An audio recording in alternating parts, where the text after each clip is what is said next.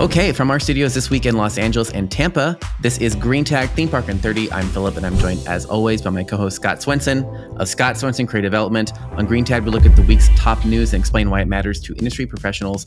And today, we're going to be discussing the latest Six Flags drama, plus United Parks as well. So John Reilly will take over Six Flags president and CEO effective December 8th. Reilly spent 21 years with United Parks and Resorts, including 1 year as the interim CEO there, before he transitioned in 2019 to Parks Reundos and its Palace Entertainment division, where he served in various roles, including also CEO of Palace for 1 year.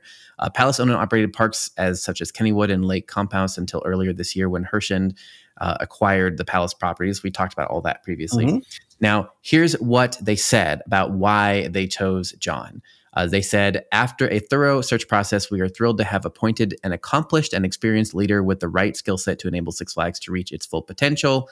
John is joining at a critical moment for the company. That's an understatement. Following the merger of Six Flags and Cedar Fair last year. With a fresh set of eyes combined with significant experience optimizing theme park operations and performance, we believe John will harness the best of both legacy companies and will invigorate profitable growth at our underperforming parks. So, that's what's going on. They have announced the new CEO. He's taking over very soon. That's in a week-ish. Mm-hmm. Now, I don't know anything about this human. I have not met him, ever talked to him or whatnot. But Scott has a lot of experience in these in the parks that he comes from. And I'm hoping, Scott, you can tell us. Do you know John? What do you think about this? What's going on? I know John. I have worked with John.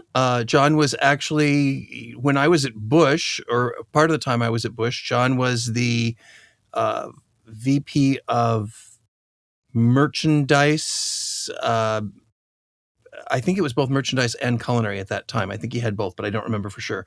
But then he moved up very quickly into corporate. I will tell you personally, I really like John Reilly. The thing I like about him is he gets it. He understands that, nothing is quite the way it looks on. He's not an academic leader. He's a very practical leader, and I think that has always served him well. He listens to people around him, or at least he did when I was working with him. Again, this has been several years ago, but. He was very eager to try new things. He was very supportive of crazy new ideas that we wanted to test out for things like Hello Scream and Christmastown, and was eager to work across departmental lines, which I think is another thing that is important for somebody in this position, somebody who isn't quite as afraid of the silos as some people are. And by that, I mean departments not talking to one another. That's what I mean by silos. I have to clarify that or we'll get letters. But the idea is in all the time that I worked with John, I really liked him as a person. I really respected him as a leader. And I think that as he has moved up and across, I think he's bringing a vast wealth of experience to this position, and a wealth of experience that was garnered in very different parks. So everything from Busch Gardens, SeaWorld to Palace, to Herschend, and now, of course, Six Flags. So I've already reached out on a personal level. I've already reached out to John and expressed, how much I am thrilled to see that he has this position and to wish him congratulations. And I hope that the situation is such that he can help. There's a position. He's in a position that he will be able to continue to help the new company grow. Because I'm tired of calling it the new Six Flags. It's not. It's a completely different company, and we talked about that way too much in the last episode, or one of the episodes in the past. But I think that his experience and his level-headedness will help him greatly in this role. And I personally wish him only well. I think, I'm not sure I would be brave enough to take on this position. Yeah. Because it's kind of it's potentially a sacrificial lamb kind of position. Yeah, that's true. Well, So some of the comments that we got a lot already, like again, big people have been like commenting in the last episode, about this already, because It our happened last before we episode knew was, it. yeah, our episode was IAPA, and then people been, and so what I've seen in the comments, and also what I've seen in like some of the other posts from the other industry publications, is that the sentiment is that United Parks is the one chain that's not doing well and Six Flags is struggling. So how can the CEO from United Parks help Six Flags, and won't it just hurt Six Flags? It's kind of like the sentiment is kind of like, of all choices, why don't you choose this one? And what do you have to like? What would you say to that? He didn't come directly from United Parks. Yep. That's the thing you have to take into consideration. Yep. He left United. I don't know how many years ago, but it's been several. 2019. 19. Okay, so Yep. it's been 6 years. Yeah. So in 2019 he went to the Palace Entertainment Parks. Mm-hmm. And so first and foremost, you have to, if you want to make that comparison, you got to look at what United Parks, which was then SeaWorld Parks and Entertainment, I believe, in 19. Sorry, Mm-hmm. I can't keep track of which company is which. It was, yeah. Okay. It was SeaWorld Parks and Entertainment in 2019. You have to look at how they were doing then, and the fact that he was not the full-time CEO. He was the interim CEO. And so that's a little bit of a lame duck position as well. I'm not irrationally defending him because I like him. I'm just pointing out some facts that I think people need to consider. But he has a great deal of so they didn't go, gosh, let's go to United Parks and see who we can get there. But there's also having kind of I kind of fall into that same category as, oh, your experience in parks was at a Busch Gardens or a SeaWorld. Yeah, it was at a Busch Gardens or SeaWorld when they were the second most successful organization, theme park organization in the world. And then Universal took us over, and then didn't take over the parks, but beat out the parks. And then I was gone, and then all hell broke loose. So maybe then I was the linchpin. No, I wasn't. But you have to kind of take into consideration that quite often there are people who do look for people who have a certain era of Busch Gardens or SeaWorld on their resume when those two parks or that company was doing well. There was a time where the parks what is now United Parks were doing very, very well. And it was because of the gumption. It was because of the approach that was taken. I've been gone too long to figure out exactly what's happened and why it's not doing as well now. But there's a running joke in the industry that if you've got somebody from the old, we'll call it the BEC, we call it the BEC expat mafia. If there's somebody who worked at Busch Entertainment Corporation when it was Busch Entertainment Corporation, they know how to do things on time, on budget, and they don't dig too deeply into let's spend hundreds of millions of dollars on theoretical tests and studies, and let's do it. If it works, let's keep doing it. If it doesn't work, the mindset back then was much more in the trenches. Yeah. So if you need something done on a budget, finding someone who worked for BEC when it was BEC is probably a good candidate for you. Yeah. And then he went over to Palace, right? And then Palace, was sold off. Correct. And then, but I think Kennywood might be a good example, right? Kennywood was sold to Hershen. I mean, and so Kennywood was under the Palace thing when he was there. Right. Right. So I guess I'm wondering what you think this will change. Is it, so I hear a lot of what you're saying is that he's like much more practical and on the ground. And he was when I worked with him. He was when I worked. And of course we're all, this is all what, we're predicting a little bit here, Sure. But it's like, I think we talked about how they had a plan, but for some reason they just couldn't execute the plan. And was it because of, poor leadership, or that they didn't get whatever reason? We don't know the reason that they couldn't execute their plan, but in theory, if he is much more on the ground and that type of all these things that you're mentioning about him, that seems to be the solution to taking the plan they already have and just making sure the people at the individual parks do it. Well, I think there's something even more, in my opinion, more blatantly obvious too. The CEO could not be from either Six Flags or Cedar Fair. That's right. Because Had to come from outside. that's Had right. to come from outside. Had to have experience in smaller parks, so it couldn't have been Universal or Disney. Yep. Because Universal or Disney operate very differently, and you put somebody from Universal or Disney into a position like this, and they're just frustrated because they don't have the blue sky budgets. They don't have the ability to do case studies, do litmus do beta testing, do a gazillion times before you open something. Six Flags doesn't have that kind of budget, doesn't have that kind of money. So having someone who is used to working down and dirty and getting stuff done might be very beneficial for them. I was thinking also that, because right now, since they've wasted all this time, kind of like whatever, basically they don't have money at all. And that's why they've been closing parks to try and sell them or whatever. So they're in a bad position almost in every direction you look at. Like the expectations are bad, the people are upset, the revenue is low, the debt is high.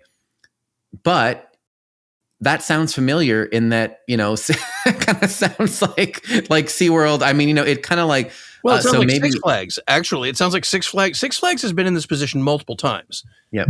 Yep. Let me rephrase that. The old Six Flags, what used to be Six Flags, was in this position multiple times. They went on this, I don't know whether many people remember it or not, but they went on this buying spree where they pretty much bought up every park that was for sale. Any park that was privately owned that they could buy, they did. And then they realized, oh, crud, we now own them, but we have to run them. We can't do that. So they sold them all again. And here we are again. And not necessarily for a profit.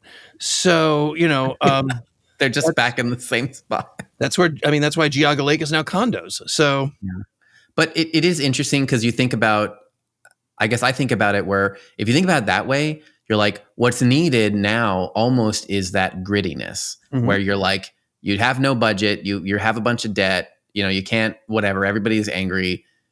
You just got to start to make it work. And you, again, like, I think that's exactly why. I mean, we've all worked with Disney people, and they really are used to a different pace, right? Where they're used to very deep pockets. They used to very deep pockets, multiple. And Universal's the same way. Multiple layers of people.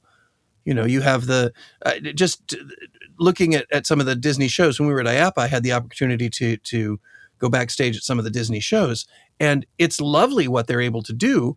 But they also have, each show has 5 deck techs, 4 puppeteers. They're very deep in their staffing, and Busch was never that way. Busch Gardens, even in its heyday, was always very lean and mean when it came to staffing. Universal follows more of or used to follow more of the film mold, where it's like there is the director, there's the assistant director, there's the second and third assistant directors, there's then there's the grips, and there's like 10 of them, and there, so everyone has their own job that is very specialized, quote unquote, but that's not necessarily a financially practical way of doing things. It's great when you're making the money, but if you have to save money on labor, it throws people into a tailspin. Well, I was thinking about that too, about the idea of, I think both at Disney and Universal, they have what's called the expert-oriented leadership model, right? Where they have experts, like they have a bunch of experts in different fields, and they bring those experts in. And the whole idea is that, you have an expert for topics, and that's how, it's just a way of doing business, right?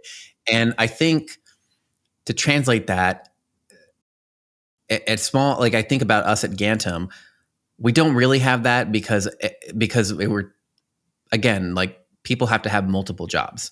So, you don't have an HR specialist because you can't afford one, like a person who's spent their entire career in HR and is excellent. You still don't have that. And I think, the Six Flags Park, I believe, are pretty similar to smaller attractions where they don't have someone who's an expert in merchandising and an expert in IT and an expert, and you have a whole huge roster, of that. Not necessarily. I'm sure some do and some don't. But I remember when I was working more closely with the Knott's team, and this was years ago, and like, Knott's is one of the only parks in that chain at the time that had a carpenter like on staff, and some of the other parks share carpenters. And we literally just talked about earlier this year how the Six Flags like fired so many people, and now there's one PR person that runs like the whole region of multiple parks. So like they're moving away. My point here is that they're moving away from the specialist model, and the specialist model is what Disney Universal use. So maybe that's another reason why this is a good fit, because his experience is not specialized. Like he's not coming from Netflix and where he's going to focus on streaming. He's not coming from a Hasbro where he's going to focus on like IP and toys. Like he's worked at a bunch of different places, and they're all smaller parks that have a lot of grit, and maybe that's what they need. Well, yeah. I mean, everyone's like, well, why, if the questions are, why would you take somebody who worked at United Parks and put them in here? My question is, where else would you have found them? Merlin, again, maybe Merlin, possibly. But I think that, Palace, which is also an international company, Palace's parent company is an international company. I don't know where it all stands now, but anyway, but again, it's true. Yes, there is that. Merlin is a possibility, but again, it's hard to pull people from a company that is doing well. And again, I just want to clarify, they did not pull John from United Parks. Yeah, that's not what happened. Yeah, that's right. He has been there for 6 years. Well, anyway, the next news item here, just to mention, but you just brought it up when the idea that I think all his experience is in brands that have international components as well, which is going to be critical because, of course, Six Flags is opening the Qiddiya Park, which Scott and I have been to. It is a gorgeous facility. People were asking me about this at IAPA, and it's an incredible facility, right? I mean, it looks phenomenal. Like this is going to be a big flag in the ground, I think, for Six Flags. Like when you see Six it, flags in the ground. I don't know. It's going to be a big Six Flags flag in the ground internationally. When you see this, when people see this park, it starts to actually come out. Like it looks incredible. It's definitely the quality of a Universal in terms of theming, in terms of like the assets that how it looks is incredible. So that is opening on December 31st. That news also dropped while we were.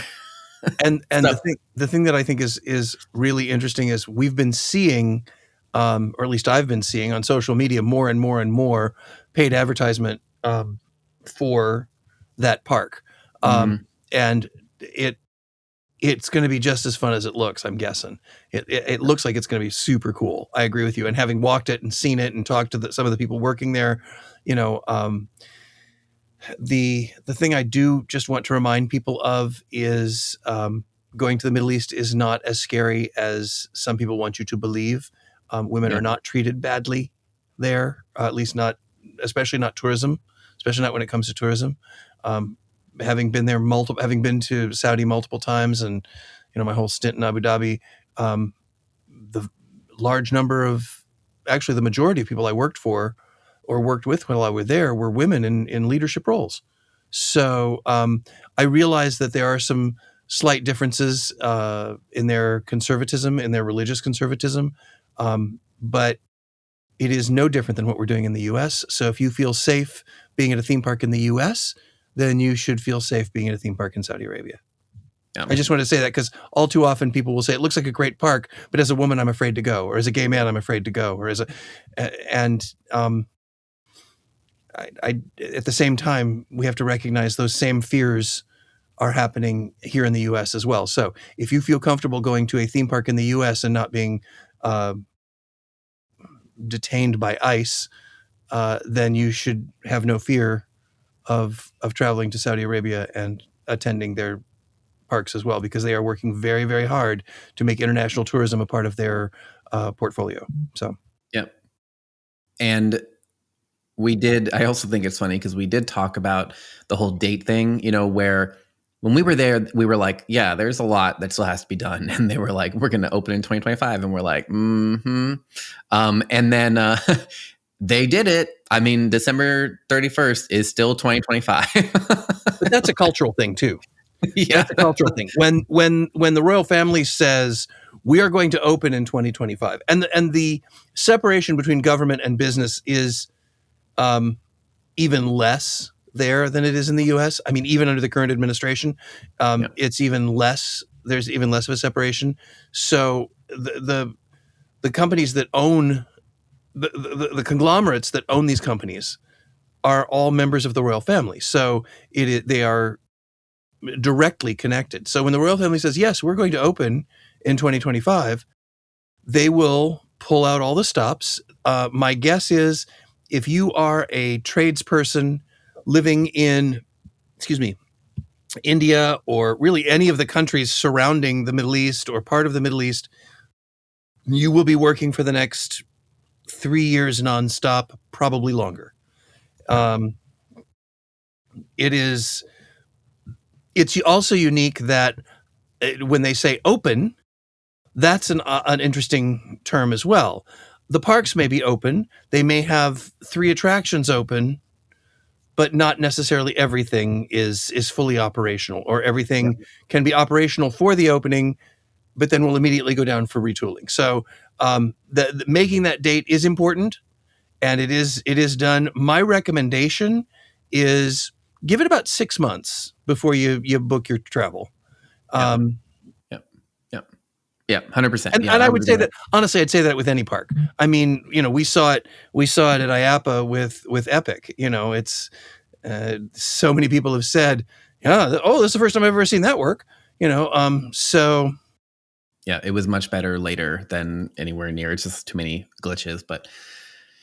You just liked it because it was dark and cool. So, Oh God, it was so much better at night. Never go to Epic like during the day or the summer or any of the. It's so much better at night. Like you have to see the park at night. It's just beautiful. It's crazy how much of a difference it makes at night. I was like baffled.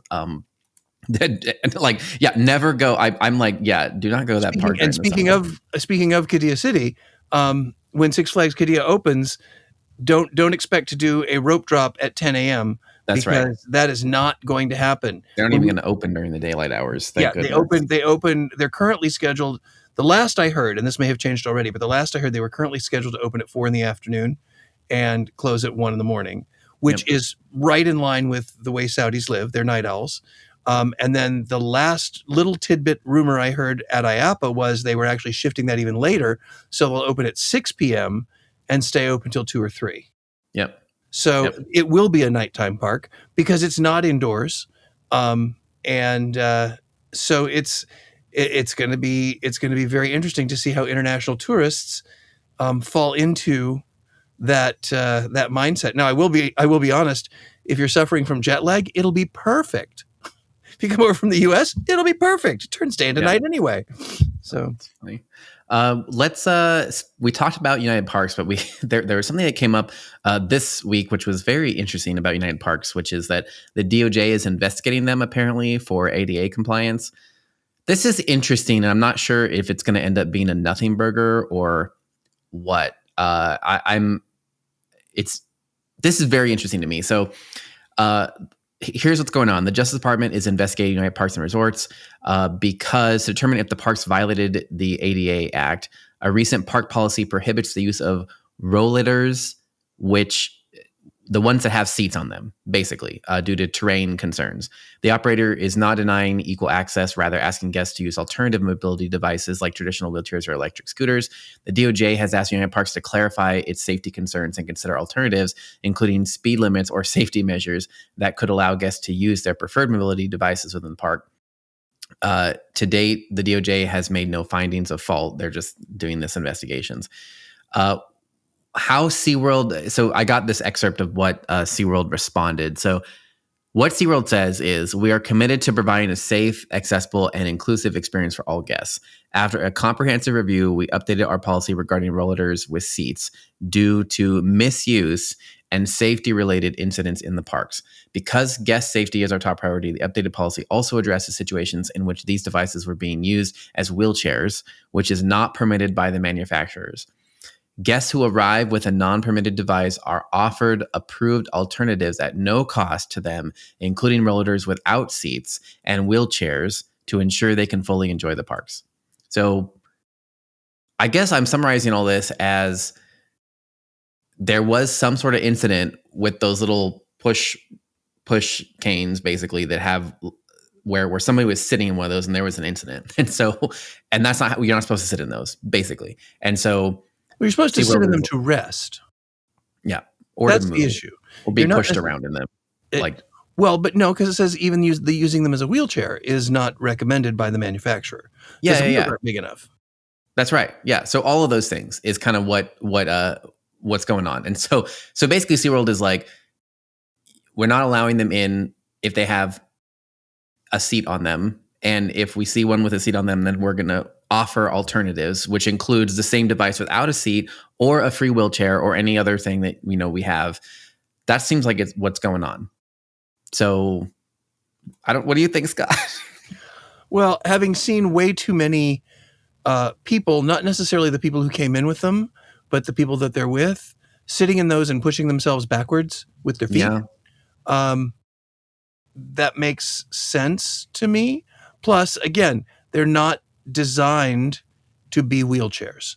And I think the fact that they mentioned specifically that they were being used as wheelchairs with those little tiny wheels, it can make it so that any sort of irregularity in the concrete, which may not impact anybody in a wheelchair with a standard walker who's walking with a cane, it might not impact them at all, could be exacerbated and made to be dangerous if you are misusing one of the rollators or rollers. I don't know how you pronounce it, but those things, the seated walkers, we'll put it that way, seated walkers.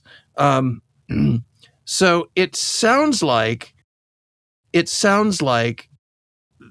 that, yes, there should have been an investigation just to make sure that it wasn't a bait and switch. It's like, oh, you can't use these, but you can rent a wheelchair. But that's not what they're doing. They're saying you can have a wheelchair. And and I think it is really, really important to say this again, that there has been no fault found by the DOJ. There's not, SeaWorld has not, based on what they've released so far, SeaWorld has not done anything wrong. It just needed that kind of investigation to explain, okay, why is this happening? Why would you do it this way, where you're blocking them from entering with it and not correcting the action when it's happening? And then also, how do other parks do it? Do other parks allow these? That I don't know. I do know that Busch has always been litigation shy. They've always been terrified of litigation, so they're going to be, because the only way to deal with it, if you deal with it on a situational basis, then you're being reactive. Apparently, I think you hit the nail on the head when you said something has happened that we don't know about, or a couple of minor things have happened that haven't made the big news. I actually think this is much ado about nothing. But again, I support the fact that the investigation is being done. I'm not going to say an investigation shouldn't be done. If anyone has any concerns, obviously let's look into it and see what the situation is.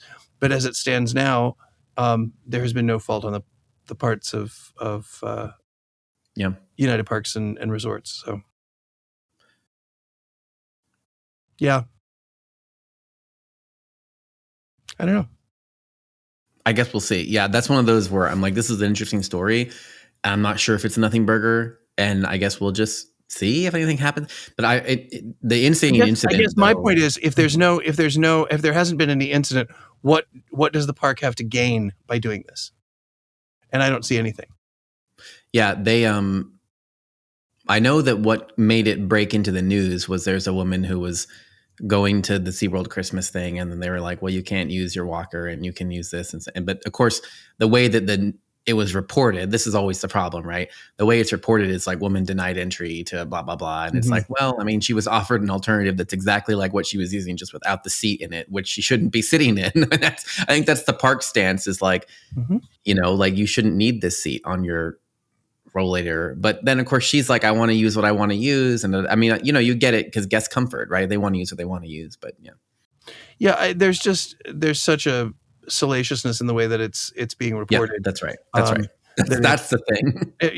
And again, that, I guess that just kind of reinforces my point. Why would you do this if there hadn't been a situation already? Why would you cause additional friction with your guests if there wasn't a situation that either someone got injured, came close to getting injured, there's currently a lawsuit that we don't know about? There's all kinds of reasons for doing it.